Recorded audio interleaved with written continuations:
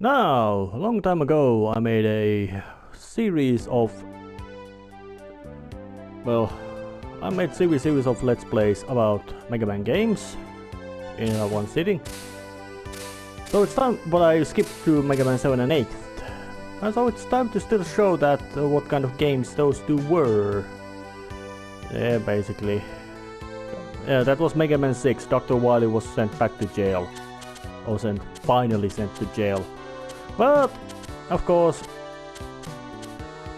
him being a mad scientist and all that, of course means that he's about to get out of the way. And this was made at Super Nintendo platform with that era famous Captain Jingle. So let's just start it and show something. Yeah. Introduction of Auto, if I remember right. Yeah, very colorful graphics with bigger sprites and all that. And the Capcom borrowed from its spin-off series Megaman X by adding a introductory stage, which in a sense is not a bad idea by itself. Yeah.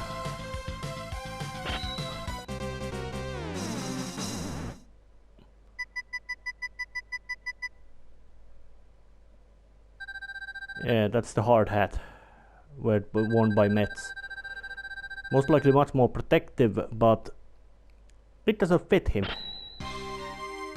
So, the basic blue color. Light blue, darker blue. You can really say that the graphics are been improved with the bigger sprites, but I find it has a bigger flaw. Yeah, more plot. Yeah, being a mad scientist with endless infinite resources. So yeah, of course he might have been anticipated that eventually he would be caught and thrown to jail. Because that was jail over there. With massive amount of explosion. And of course the wiggly eyebrows. And now he's wearing a tie as well. Yeah.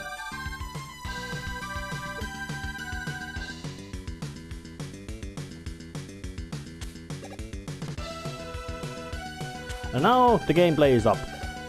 Megaman's got all the basic moves. He doesn't have any moves Megaman X had, which is a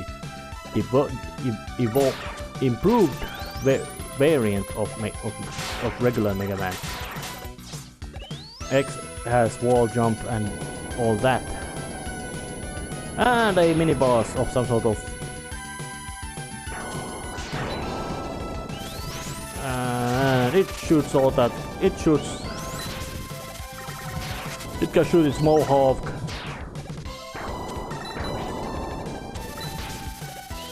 Which of course spins around. You take it out with a few judge shots. Yeah, basic tutorializing in gameplay, and some bottomless pits as well to teach you the platforming. And introduction of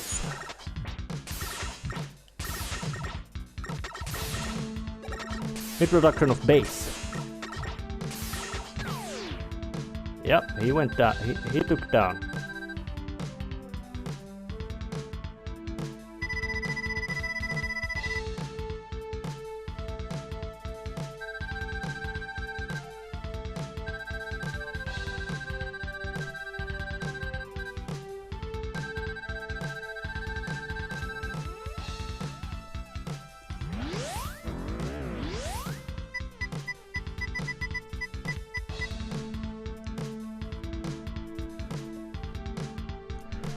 Following the musical terminology, bass and treble are music terms, just like rock and roll are. But there's a passport screen, and as a departure from the standard, there's 4 Robot Masters available now. There was Freeze Man, Spring Man, Cloud Man and Chunk Man. And they all have their bit different trickery, so there's 2 sets of robot masters in this one, which I think it was quite bad design choice. So it feels like a step back. But let's just take the Freeze Man because he's a good, you could say, beginner enemy, beginner choice to start, which usually is not true with Mega Man games, that the ice level would be the easy one to choose to start with. But and in this stage it might become quite apparent why this Mega Man game feels so much inferior compared to the classics, classic 6 and 9 and 10. It's somehow the screen feels more crowded, that there's less space for all kinds of maneuverings and moves to be done, because well, everything is bigger, but the screen itself is not bigger, so characters, despite being much more detailed and expressive and all that, better animated, because well, better platform, it just doesn't feel like that they actually would be making good use of the platform. Oh yeah, spikes of bit, and the fact that it feels much more difficult to judge jumpings.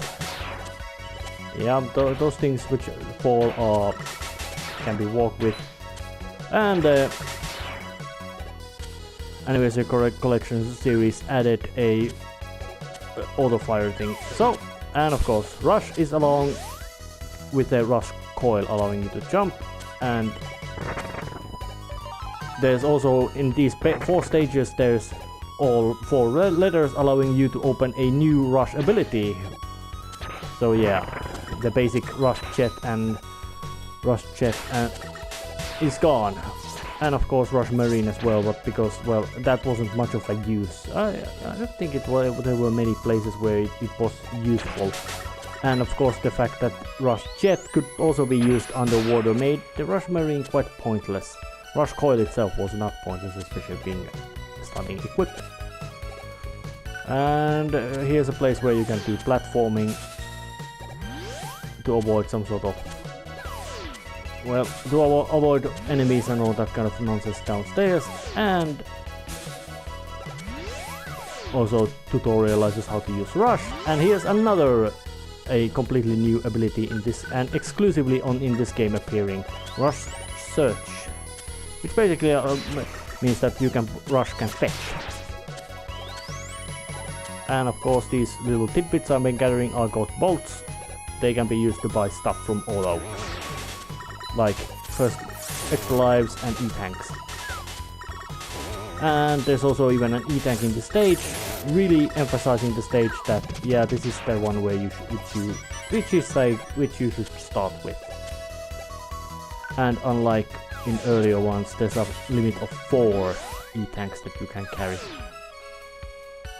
So let's just show what Rush Search does. Yeah, I summon him. He's gonna sniff something, dig up stuff, and he found some weapon energy. There are specific locations where using Rush is extremely wise idea for allowing you to find all kinds of nasty handy tidbits. And it's time to, well, yeah, they're Dr. Wily's machines. With a robot dinosaur at the frozen background and custom entry for all of them. And Freezeman is actually quite simplistic in the sense that he reacts to your actions. If you shoot at him, he's gonna... If you shoot at him, he's jumping. Meaning that you can manipulate his behavior. But of course he still does have his own pattern. And being a strictly pattern-based boss means that it's quite possible to abuse his AI to make him absolutely crush. And he crushed me because, well, my rhythm broke. Because of speaking. So let's just try to bash him out fair and square, and I have a knee tank as well. Because I'm just showing this one.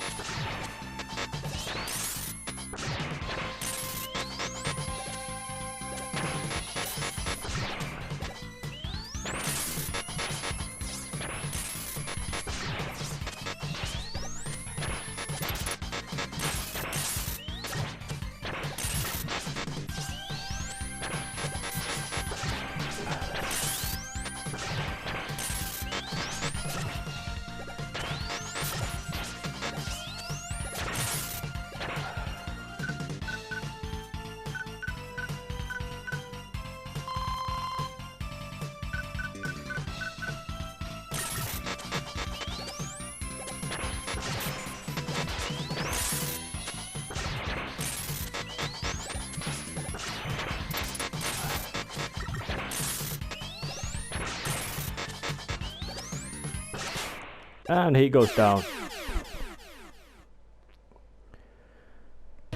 And he even I don't remember, was that part of idle animation or just a nice little detail that Megaman shaked his head after that. So yeah, a nice big jump of gathering all the chunks, get the weapon, and now I'm at the Dr. Light's tutorial place to say that, yeah, asking about what's this, yeah, and all the weapons have extra uses as well, which is of course given by the platform.